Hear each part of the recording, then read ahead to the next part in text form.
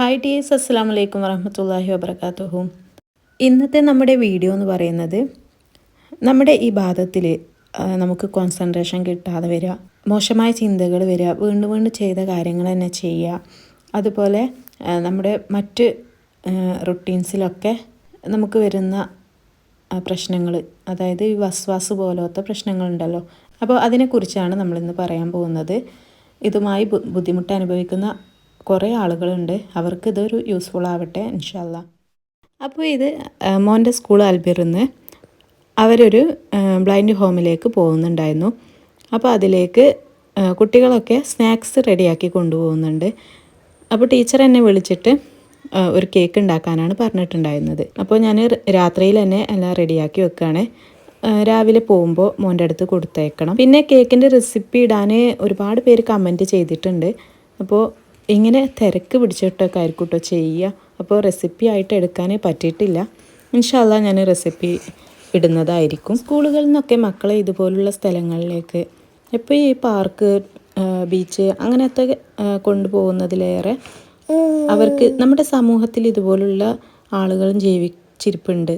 നമ്മളൊക്കെ എത്രയോ ഭാഗ്യവാന്മാരാണെന്ന് ഇവരെ കാണുമ്പോൾ മനസ്സിലാവും. അത്തരം സ്ഥലങ്ങളിലേക്കൊക്കെ മക്കളെ കൊണ്ടുപോവുക. ചെറുപ്രായത്തിൽ തന്നെ അവർക്കും നമ്മുടെ ചുറ്റുപാടിലുള്ളതെല്ലാം കണ്ട് മനസ്സിലാക്കാനും ഒക്കെ മനസ്സിലാവും. ഇമോഷൻസ് എന്നൊരു സംഗതി അവിടെ ഡെവലപ്പ് ചെയ്യും. കുട്ടികൾക്ക് ഏത് കാര്യവും പറഞ്ഞു കൊടുത്ത് മനസ്സിലാക്കുന്നതിലേറെ അവരത് കണ്ടും അനുഭവിച്ചും ഒക്കെ തിരിച്ചറിവിലേക്ക് വരട്ടെ. ഇപ്പോഴത്തെ മക്കൾ ഫുൾ ഫോണിലും കളികളും ആയിട്ട് യാതൊരു അറ്റാച്ച്മെൻറ്റും ആർക്കും ഇല്ലല്ലോ. സ്കൂൾ വിട്ട് വന്ന് അവിടെ പോയിട്ടുള്ള കാര്യങ്ങളൊക്കെ പറഞ്ഞു വന്നപ്പോൾ അവന് ആദ്യമായിട്ടാണ് അങ്ങനെയൊക്കെ കാണുന്നത്. ഫുള്ള് കണ്ണ് കാണാത്തവരാണ് ഉമ്മ, അവർ പാട്ട് പാടുന്നുണ്ട്, എഴുതുന്നുണ്ട്, അവർ കുറേ സംസാരിച്ചു. അതൊക്കെ കണ്ടപ്പോൾ അവന് നല്ല വിഷമം തോന്നിയിട്ടുണ്ട്. അവരിനിയും ഞങ്ങളോട് വരണം എന്നൊക്കെ പറഞ്ഞിട്ടുണ്ട്. അങ്ങനെയൊക്കെ മോന് വീട്ടിൽ വന്ന് പറഞ്ഞിട്ടുണ്ടായിരുന്നു. ഞാൻ 2 കിലോൻ്റെ കേക്കാണ് ഉണ്ടാക്കിയിട്ടുള്ളത്. പ്രത്യേകമായിട്ടൊരു ഫ്ലേവർ കൊടുത്തിട്ടില്ല. എൻ്റെ രീതിയിൽ ഞാൻ എല്ലാം കൂടി ഒന്ന് മിക്സ് ആക്കിയിട്ട് നല്ല റിച്ചിൽ തന്നെ കൊടുത്തിട്ടുണ്ടായിരുന്നു. ടോഫിയുടെയും അതുപോലെ നട്ട്സും ചോക്ലേറ്റും എല്ലാം വെച്ച് നല്ല അടിപൊളിയാക്കിയിട്ടുണ്ടായിരുന്നു. ടീച്ചറൊക്കെ വിളിച്ച് പറഞ്ഞിട്ടുണ്ടായിരുന്നു കേട്ടോ, നല്ല അടിപൊളി ടേസ്റ്റ് ആയിരുന്നു എന്ന്. ഇപ്പോൾ ഇശാ ബാങ്ക് കൊടുക്കുന്നുണ്ട്. ഈ ഒരു സമയത്താണ് നമ്മൾ കേക്കെല്ലാം റെഡിയാക്കി എടുക്കുന്നത്. കിടക്കുന്നത് മുന്നേ എല്ലാം സെറ്റാക്കി വെക്കണം. വിപ്പിംഗ് ക്രീമിലേക്കും ഞാൻ ടോഫിയുടെ ഫ്ലേവർ കൊടുത്തിട്ടുണ്ട്. അതുപോലെ ഗണാഷിലേക്കും ടോഫി ഫ്ലേവർ കൊടുത്തിട്ടുണ്ട്. എനിക്ക് ടോഫിയുടെ ആ ഫ്ലേവർ കേക്കിൽ വരുമ്പോൾ നല്ല ടേസ്റ്റിൽ തോന്നാറുണ്ട്. ടോഫി എങ്ങനെ ഉണ്ടാക്കുന്നതെന്ന് അറിയാലോ. മിൽക്ക് മെയ്ഡിൻ്റെ ടിന്ന് പൊട്ടിക്കാതെ കുക്കറിൽ മിൽക്ക് മെയ്ഡ് വെച്ചിട്ട് അതിലേറെ വെള്ളം വെക്കുക. മിൽക്ക് മെയ്ഡ് മുങ്ങുന്ന രീതിയിലുള്ള വെള്ളം വെക്കുക. എന്നിട്ട് ഒരു വിസിൽ വെക്കുക. അതിനുശേഷം ലോ ഫ്ലെയിമിലാക്കിയിട്ടൊരു 30 മിനിറ്റൊക്കെ വെക്കുക. ബദാം, പിസ്ത, കാഷ്യൂ, കപ്പലണ്ടി ഇതാണ് നട്സായിട്ട് എടുത്തിട്ടുള്ളത്. പിന്നെ വൈറ്റ് ചോക്ലേറ്റും ഡാർക്ക് ചോക്ലേറ്റും ഗ്രേറ്റ് ചെയ്ത് ചേർക്കുന്നുണ്ട്. അപ്പോൾ വസ്വാസ് എന്ന് പറഞ്ഞാൽ പല തരത്തിലും ഉണ്ട്. ഒരു രീതിയിൽ പറയുകയാണെങ്കിൽ നമ്മുടെ ആരാധനകൾക്കിടയിൽ വരുന്നത്, വുളു എടുക്കുന്ന സമയത്ത്, നിസ്കരിക്കുന്ന സമയത്ത്, നോമ്പ് നോൽക്കുമ്പോൾ അങ്ങനെയൊക്കെ വരുന്നത്. അല്ലാത്തത് നമ്മുടെ ക്ലീനിങ്ങിൽ, ഇപ്പോൾ കുളിക്കുന്നത്, അല്ലെങ്കിൽ ഇപ്പോൾ പാത്രം കഴുകുന്ന ടൈമിൽ ഒരുപാട് വെള്ളം ഉപയോഗിച്ചും നല്ലോണം ഉരച്ചും വീണ്ടും വീണ്ടും തന്നെ ചെയ്തുകൊണ്ടിരിക്കുക, ശരിയായില്ല എന്നുള്ളൊരു തോന്നൽ. നമ്മളാരും ഒരിക്കലും അനുഭവിക്കാൻ ആഗ്രഹിക്കാത്ത വളരെ വിഷമമായിട്ടുള്ളൊരു അവസ്ഥയാണിത്. ഒരു തരം വസ്വാസ് നമ്മുടെ ആരാധനകൾക്കിടയിൽ സംഭവിക്കുന്നതാണെങ്കിൽ മറ്റൊന്ന് നമ്മൾ ചെയ്യുന്ന ഓരോ കാര്യങ്ങളിലും, വീട് ക്ലീൻ ചെയ്യുന്നതിലും കുളിക്കുന്നതിലും അങ്ങനെയൊക്കെ. ഇത്തരം വസ്വാസുള്ള ആളുകൾക്ക് സംഭവിക്കുന്നത്, ഞാൻ വുളു എടുത്ത സമയത്ത് എൻ്റെ മുഖം കഴുകിയത് ശരിയായോ, ശരിക്കും എല്ലാ ഭാഗവും നനഞ്ഞിട്ടുണ്ടാവോ, അവിടെ നനവുണ്ടോയെന്ന് നോക്കട്ടെ, ഇങ്ങനെ ഒരുപാട് ചോദ്യങ്ങൾ വരുന്നുകൊണ്ടിരിക്കും.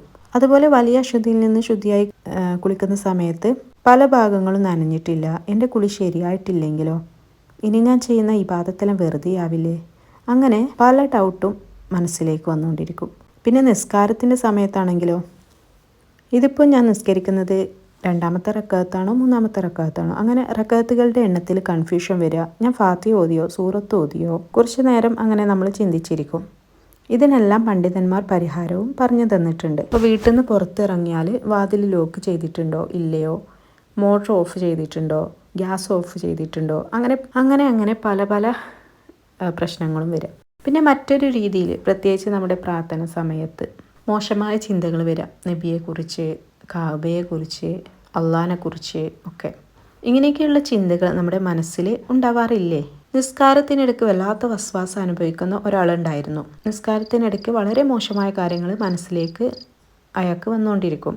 ഞാൻ എന്ത് ചെയ്യും? എൻ്റെ നമസ്കാരം സ്വീകരിക്കപ്പെടുമോ? അദ്ദേഹത്തിന് അത് പരിഹരിക്കാനായിട്ടില്ല. കുറച്ച് ദിവസങ്ങൾക്ക് ശേഷം അയാളെ കണ്ടപ്പോൾ പ്രശ്നം പരിഹരിച്ചു എന്ന് ചോദിക്കപ്പെട്ടു. അയാൾ പറഞ്ഞത്, എനിക്ക് പരിഹാരം കിട്ടി. എങ്ങനെയെന്ന് ചോദിച്ചപ്പോൾ ഞാൻ നിസ്കാരം തന്നെ ഉപേക്ഷിച്ചു. അതോടെ വസ്വാസം നിന്നു. ഇത് ശരിക്കും ഒരു യഥാർത്ഥ പരിഹാരമാണോ? നമ്മുടെ അടുത്ത് വന്ന് മന്ത്രിക്കുന്നതും ഷെയ്ത്താൻ്റെ ഉദ്ദേശവും ഇത് തന്നെയല്ലേ, നമ്മുടെ നിസ്കാരം നിർത്തിക്കാൻ. പിന്നെ മോന് പോവാനായിട്ടുണ്ട്. അവൻ്റെ വണ്ടി വന്നിട്ട് അതിൽ കേക്ക് വെച്ച് കൊടുക്കണം. പിന്നെ ഞാൻ ബ്രേക്ക്ഫാസ്റ്റിന് കഴിച്ചത് ചോളം ഉപ്പുമാവും എഗ് വൈറ്റുമാണ്. 2 എഗ് വൈറ്റ് എടുത്തിട്ടുണ്ട്. പണ്ട് അംഗൻവാടിയിൽ നിന്നൊക്കെ ഈ ഒരു ഉപ്പുമാവ് കിട്ടാറുണ്ടായിരുന്നു. അതിൻ്റെ ഒരു ടേസ്റ്റ് ഇല്ല കേട്ടോ. പിന്നെ കുട്ടികളൊക്കെ പോയതിനു ശേഷം ഞാൻ മോനെ ഉറക്കിയിട്ട് കുറച്ച് ചിക്കൊക്കെ പറിച്ചെടുക്കാമെന്ന് വിചാരിച്ചു. വെറുതെ ഇത് വവ്വാലും ഒക്കെ തിന്ന് പോവുകയാണ്. മുകളിലുള്ളത് എന്തായാലും നമുക്ക് കിട്ടില്ല. താഴെയുള്ളതൊക്കെ ഒന്ന് പറിച്ച് വെക്കട്ടെ. കുറച്ച് ദിവസം കഴിഞ്ഞാൽ ഇത് നല്ലോണം പഴുത്ത് വരും.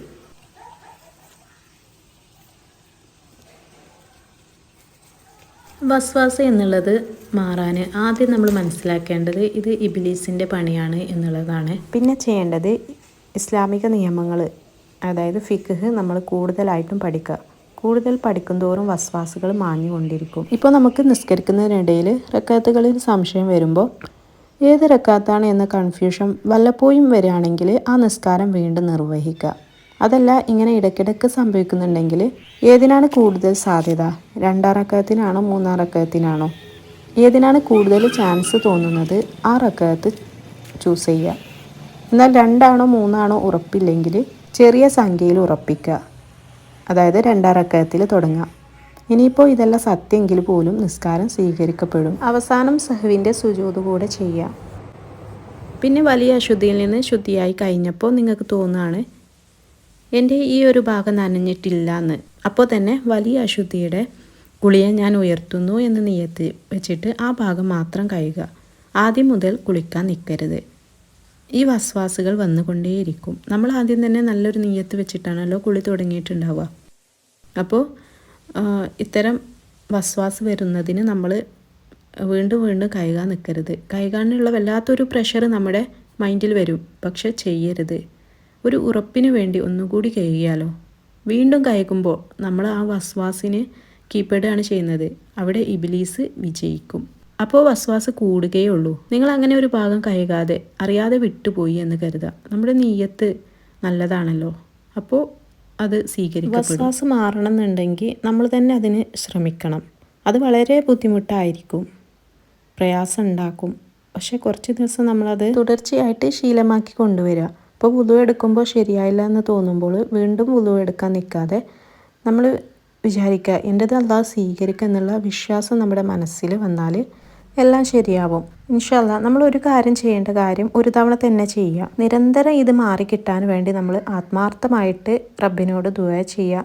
അതുപോലെ സൂറത്തുൻ നാസ് പരമാവധി എപ്പോഴും ഓതിക്കൊണ്ടിരിക്കുക. പിന്നെ ഏറ്റവും പ്രധാനപ്പെട്ടത് നമ്മൾ അള്ളാഹുവിൽ അങ്ങേയറ്റം വിശ്വസിക്കുക എന്നുള്ളതാണ്. പിന്നെ നമ്മുടെ ഫർള് നിസ്കാരത്തിൽ വല്ല ന്യൂനതകളും വന്നു എന്ന് നമുക്ക് സംശയവും പേടിയൊക്കെ ഉണ്ടെങ്കിൽ നമ്മുടെ സുന്നത്ത് നിസ്കാരങ്ങൾ കൃത്യമായി നിർവഹിക്കുക. ഫർള് നിസ്കാരത്തിൽ വരുന്ന പോരായ്മകളെ പരിഹരിക്കാനായിട്ടാണ് സുന്നത്ത് നിസ്കാരങ്ങൾ ശറാക്കപ്പെട്ടിട്ടുള്ളത്. വസ്വാസ് മാറിക്കിട്ടാൻ കുറച്ച് നമ്മൾ കഷ്ടപ്പെടേണ്ടി വന്നാലും ഇൻഷാ അല്ലാഹ് സാവധാനം നമ്മുടെ പ്രശ്നങ്ങളെല്ലാം പരിഹരിക്കപ്പെടും. ഇത് ഇബ്ലീസിൻ്റെ ഒരു തരം കളിയാണെന്ന് ആദ്യം വിശ്വസിക്കുക. ഇബ്ലീസിനോട് പറയാം, ഇനി ഈ ഒരു മണ്ടത്തരത്തിന് സമയം കളയാൻ ഞാനില്ല. എല്ലാ കാര്യവും അല്ലാഹു സുബ്ഹാനഹു തആലയുടെ നിയന്ത്രണത്തിലാണെന്ന് മനസ്സിലാക്കുക. സ്വഹാബിമാർ പോലും വസ്വാസ് കൊണ്ട് ബുദ്ധിമുട്ട് അനുഭവിച്ചിട്ടുണ്ട്.